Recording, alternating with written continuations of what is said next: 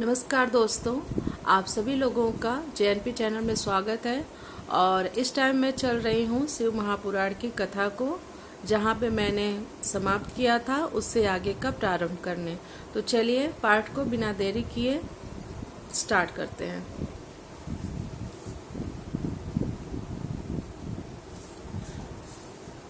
सबसे पहले आप लोग भी इस पवित्र ग्रंथ को देख लीजिए और प्रणाम कर लीजिए, दर्शन कर लीजिए, जो भी है। तो अब चलती हूँ मैं स्टार्ट करने। नीचे मैं पढ़ती हूँ तो आप लोगों को ये पुस्तक नहीं दिखती होगी, इसलिए मैं आप लोगों को दिखा देती हूँ अपने हर एक वीडियो में। तो कहाँ तक मैं पढ़ी थी, आप लोगों को याद है कुछ? चलिए मैं ही बताती हूँ। तो आज हम लोग 5वां अध्याय का पाठ करेंगे और 5वें अध्याय का नाम है चंचुला के प्रयत्न से पार्वती जी की आज्ञा पाकर तुम्बुरु का विंध्य पर्वत पर शिव पुराण की कथा सुनाकर विंदु का पिशाच योनि से उद्धार करना तथा उन दोनों दंपत्ति का शिवधाम में सुखी होना। तो चलिए पाठ को स्टार्ट करते हैं। सौनक जी बोले, हे महाभाग सुत जी, आप धन्य हैं। आपकी बुद्धि भगवान शिव में लगी हुई है। आपने कृपा पूर्वक यह शिव भक्ति को बढ़ाने वाली अद्भुत कथा हमें सुनाई। हे महामते, सद्गति प्राप्त करने के बाद वहां जाकर चंचुला ने क्या किया और उसके पति का क्या हुआ, यह सब वृत्तांत विस्तार से हमें बताइए। सुत जी बोले, हे सौनक, एक दिन परमानंद में निमग्न हुई चंचुला ने उमा देवी के पास जाकर प्रणाम किया और दोनों हाथ जोड़कर वह उनकी स्तुति करने लगी। चंचुला बोली, हे गिरिराज नंदिनी, हे स्कंद माता, मनुष्यों ने सदा आपकी सेवा की है। समस्त सुखों को देने वाली हे शंभु प्रिय, हे ब्रह्म स्वरूपिणी, आप विष्णु और ब्रह्मा आदि देवताओं द्वारा सेव्य हैं। आप ही सगुणा और निर्गुणा भी हैं तथा आप ही सूक्ष्मा सच्चिदानंद स्वरूपिणी आद्य प्रकृति हैं। आप ही संसार की सृष्टि, पालन और संहार करने वाली हैं। तीनों गुणों का आश्रय भी आप ही हैं। ब्रह्मा, विष्णु और महेश्वर, इन तीनों देवताओं का आवास स्थान तथा उनकी उत्तम प्रतिष्ठा करने वाली पराशक्ति आप ही हैं। सुत जी बोले, हे सौनक, जिसे सद्गति प्राप्त हो चुकी थी वह चंचुला इस प्रकार महेश्वर पत्नी उमा की स्तुति करके सिर झुकाए चुप हो गई। उसके नेत्रों में प्रेम के आंसू उमड़ आए थे। तब करुणा से भरी हुई शंकर प्रिया भक्त वत्सला पार्वती देवी चंचुला को संबोधित करके बड़े प्रेम से इस प्रकार कहने लगी। पार्वती बोली, हे सखी चंचुले, हे सुंदरी, मैं तुम्हारी की हुई इस स्तुति से बहुत प्रसन्न हूँ। बोलो, क्या वर मांगती हो? तुम्हारे लिए मुझे कुछ भी अदेय नहीं है।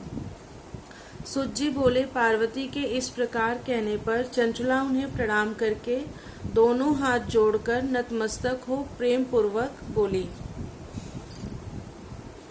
चंचुला बोली, हे निष्पाप गिरिराज कुमारी, मेरे पति बिंदु किस समय कहाँ हैं? उनकी कैसी गति हुई है यह मैं नहीं जानती। कल्याणमयी दीनवत्सले, मैं अपने उन पति देव से जिस प्रकार संयुक्त हो सकूं, कृपा करके वैसा ही उपाय कीजिए।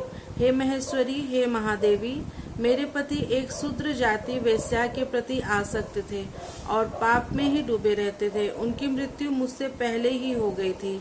वे न जाने किस गति को प्राप्त हुए हैं। सुत जी बोले, चंचुला का यह वचन सुनकर नीति वत्सला हिमालय पुत्री देवी पार्वती ने अत्यंत प्रेम पूर्वक यह उत्तर दिया। गिरिजा बोली, हे सुते, तुम्हारा बिंदुक नाम वाला पति बड़ा पापी था। उसका अंतःकरण बड़ा ही दूषित था। वेश्या का उपभोग करने वाला वह महामूढ़ मरने के बाद नरक में पड़ा। अगणित वर्षों तक नरक में नाना प्रकार के दुख भोग कर वह पापात्मा अपने शेष पाप को भोगने के लिए विंध्य पर्वत पर पिशाच हुआ है। इस समय वह पिशाच की अवस्था में ही है और नाना प्रकार के क्लेश उठा रहा है। वह दुष्ट वहीं वायु पीकर रहता है और सदा सब प्रकार के कष्ट सहता है। सूत जी बोले, हे सौनक, गौरी देवी की यह बात सुनकर उत्तम व्रत का पालन करने वाली वह चंचुला उस समय पति के महान दुख से दुखी हो गई। फिर मन को स्थिर करके उस ब्राह्मण पत्नी ने व्यथित हृदय से महेश्वरी को प्रणाम करके पुनः पूछा। चंचुला बोली, हे महेश्वरी, हे महादेवी, मुझ पर कृपा कीजिए और दूषित कर्म करने वाले मेरे उस दुष्ट पति का उद्धार कर दीजिए। हे देवी, कुत्सित बुद्धि वाले मेरे उस पापात्मा पति को किस उपाय से उत्तम गति प्राप्त हो सकती है, यह शीघ्र बताइए। आपको नमस्कार है। सूत जी बोले, उसकी यह बात सुनकर भक्त वत्सला पार्वती अपनी सखी चंचुला से प्रसन्न होकर ऐसा कहने लगी।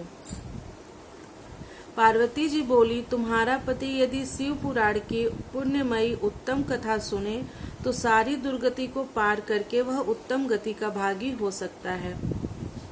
अमृत के समान मधुर अक्षरों से युक्त गौरी देवी का यह वचन आदर पूर्वक सुनकर चंचुला ने हाथ जोड़कर मस्तक झुकाकर उन्हें बारंबार प्रणाम किया और अपने पति के समस्त पापों की शुद्धि तथा उत्तम गति की प्राप्ति के लिए पार्वती देवी से यह प्रार्थना की कि मेरे पति को शिव पुराण सुनाने की व्यवस्था होनी चाहिए। सूत जी बोले, उस ब्राह्मण पत्नी के बारंबार प्रार्थना करने पर शिवप्रिया गौरी देवी को बड़ी दया आई। उन भक्त वत्सला महेश्वरी गिरिराज कुमारी ने भगवान शिव की उत्तम कीर्ति का गान करने वाले गंधर्वराज तुम्बुरु को बुलाकर उनसे प्रसन्नता पूर्वक इस प्रकार कहा।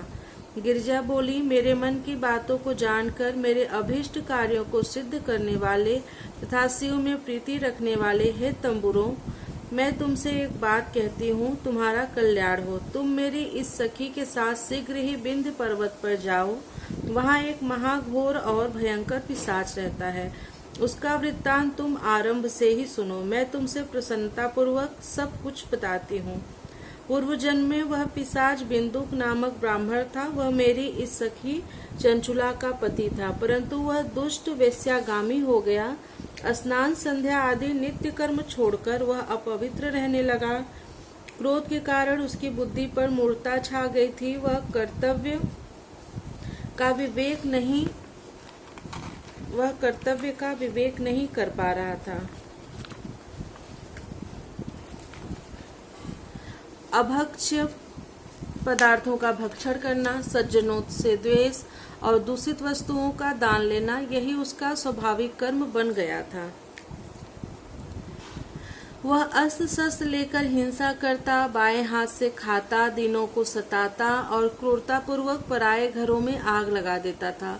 वह चांडालों से प्रेम करता और प्रतिदिन वेश्या के संपर्क में रहता था। वह बड़ा दुष्ट था। उस पापी ने अपनी पत्नी का परित्याग कर दिया था और वह दुष्टों के संगत में निरत रहता था। उसने वेश्या के कुसंग से अपने सारे पुण्य नष्ट कर लिए और धन के लोभ से अपनी पत्नी को निर्भय करके व्यभिचारिणी बना डाला। वह मृत्यु पर्यंत दुराचार में ही फंसा रहा। फिर समय आने पर उसकी मृत्यु हो गई। वह पापियों के भोग स्थान घोर यमपुर में गया और वहां बहुत से नरकों को भोग कर वह दुष्टात्मा इस समय विंध्य पर्वत पर पिशाच बना हुआ है। वहीं पर वह दुष्ट पिशाच अपने पापों का फल भोग रहा है। तुम उसके आगे यत्न पूर्वक शिव पुराण की उस दिव्य कथा का प्रवचन करो जो परम पुण्यमयी तथा समस्त पापों का नाश करने वाली है। उत्तम शिव पुराण की कथा के श्रवण से उसका हृदय शीघ्र ही समस्त पापों से शुद्ध हो जाएगा और वह प्रेत योनि का परित्याग कर देगा। दुर्गति से मुक्त होने पर उस बिंदुक नामक पिशाच को मेरी आज्ञा से विमान पर बिठाकर तुम भगवान शिव के समीप ले आओ। सूत जी बोले, हे सौनक, महेश्वरी उमा के इस प्रकार आदेश देने पर गंधर्वराज तुम्बुरु मन ही मन बड़े प्रसन्न हुए और उन्होंने अपने भाग्य की सराहना की। तत्पश्चात उस पिशाच की सती साध्वी पत्नी चंचुला के साथ विमान पर बैठकर नारद के प्रिय मित्र तुम्बुरु वेग पूर्वक विंध्याचल पर्वत पर गए, जहां वह पिशाच रहता था। वहां उन्होंने उस पिशाच को देखा। उसका शरीर विशाल था और उसकी ठोड़ी बहुत बड़ी थी। वह कभी हंसता, कभी रोता और कभी उछलता था। उसकी आकृति बड़ी ही विकराल थी। भगवान शिव की उत्तम कीर्ति का गान करने वाले महाबली तुम्बुरु ने उस अत्यंत भयंकर पिशाच को बलपूर्वक पासों द्वारा बांध लिया।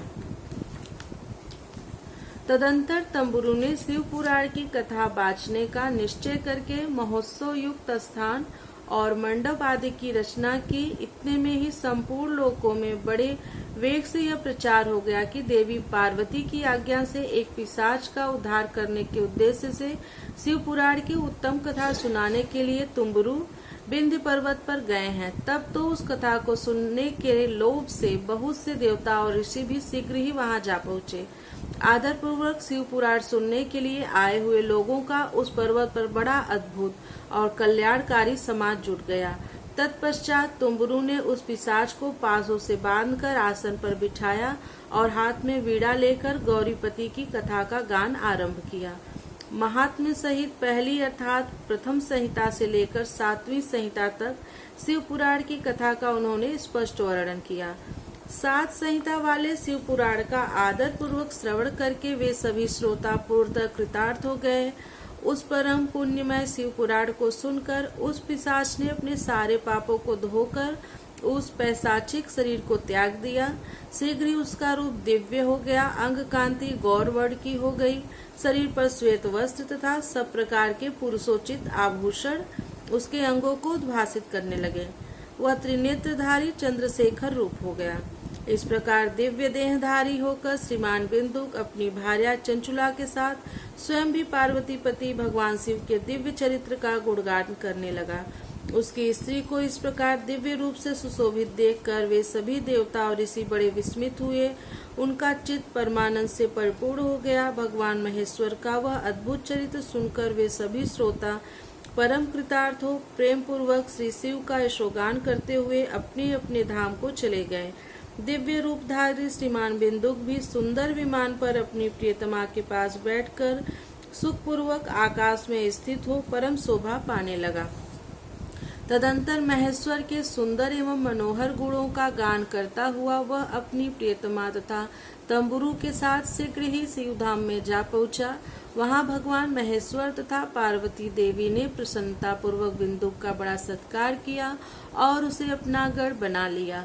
उसकी पत्नी चंचुला पार्वती जी की सखी हो गई। उस घनीभूत ज्योति स्वरूप परमानंदमय सनातन धाम में अविचल निवास पाकर वे दोनों दंपति परम सुखी हो गए। यह उत्तम इतिहास मैंने आपको सुनाया, जो पापों का नाश करने वाला, उमा महेश्वर को आनंद देने वाला, अत्यंत पवित्र तथा उनमें भक्ति बढ़ाने वाला है। जो इसे भक्ति पूर्वक सुनता है अथवा एकाग्रचित होकर इसका पाठ करता है, वह अनेक सांसारिक सुखों से भोग कर अंत में मुक्ति प्राप्त करता है। तो इसलिए आप लोग भी मन लगा के इस कथा को सुनिए और आप मेरे और वीडियो शेयर कीजिए ना कीजिए वो अलग बात है, लेकिन आप शिव पुराण की जो मैं कथा सुना रही हूँ उसको अपने दोस्तों में, अपनी फैमिली में जरूर शेयर कर दीजिए, क्योंकि इससे आपके साथ साथ आप भी पुण्य के भागी होंगे और साथ साथ सावन महीने में जिसके भी कानों में शिव पुराण की कथा जाएगी वो सभी बड़भागी होंगे। तो इस प्रकार श्री स्कंद महापुराण के अंतर्गत शिव पुराण महात्म्य बिंदुक सदगति वर्णन नामक 5वां अध्याय पूर्ण हुआ। प्रियम शंकरम सर्वनाथम नमामि। ओम नमः शिवाय। हरे नमः हरे नमः हरे नमः। ओम नमः पार्वती पतये हर हर महादेव।